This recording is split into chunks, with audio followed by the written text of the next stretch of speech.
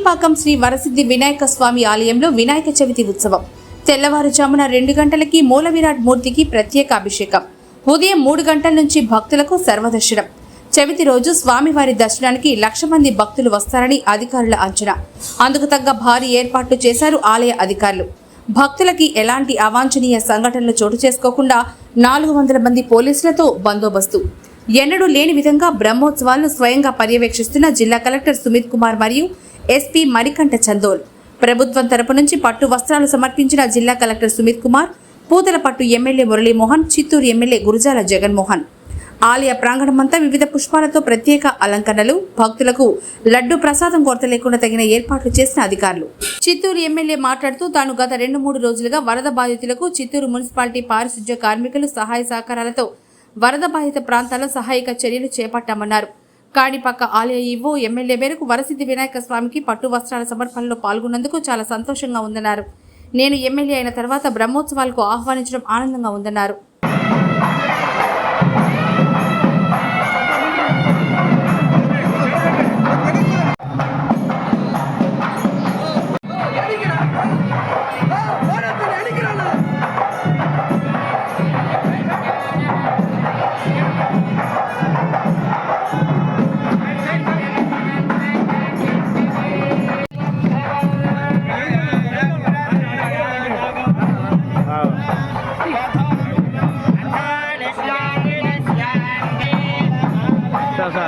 వచ్చేది ఇబ్బంది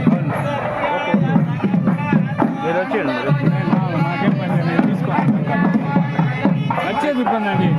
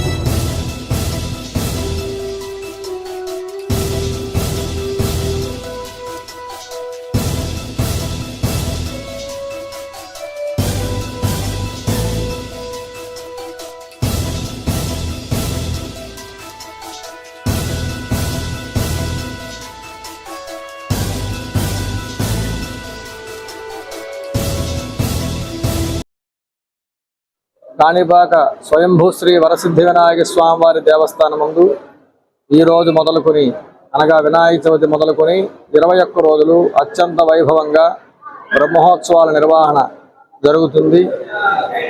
దీనికి సంబంధించి ఈరోజు స్వామివారు సాయంత్రం మూషిక వాహనంపై మానవీధుల్లో విహరిస్తూ భక్తులందరినీ అనుగ్రహిస్తారు. రేపు ధ్వజారోహణం జరుగుతుంది. ధ్వజారోహణం తర్వాత నవదిన బ్రహ్మోత్సవాలు జరుగుతాయి. తర్వాత ప్రత్యేక ఉత్సవాలు జరుగుతాయి. అన్ని చోట్ల మనకు తెలిసింది నవరాత్రులు మాత్రమే. ఇక్కడ 21 రోజులు అత్యంత వైభవంగా ఒక్కొక్క రోజు ఒక్కొక్క వాహన సేవ జరుగుతుంది.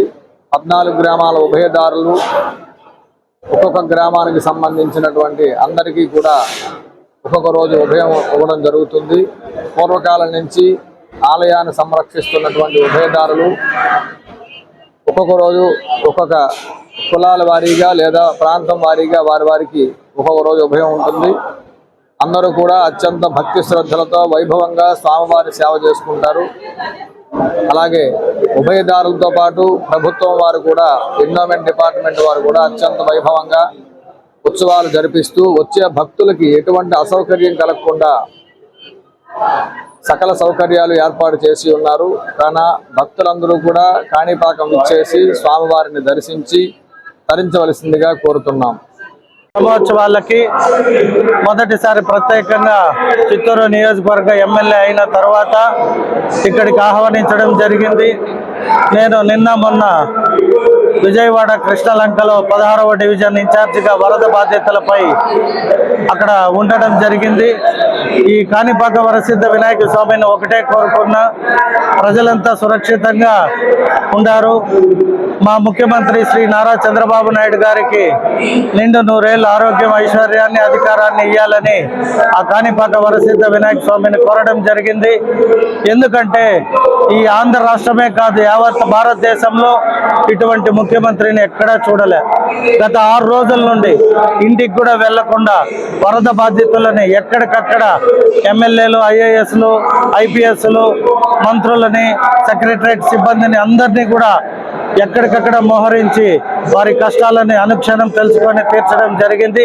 సో ఆ భగవంతుడిని మళ్ళీ ఒకసారి ఆయన ఆరోగ్యంగా, ఐశ్వర్యంగా అధికారంలో ఉంచాలని కోరుకుంటూ సెలవు.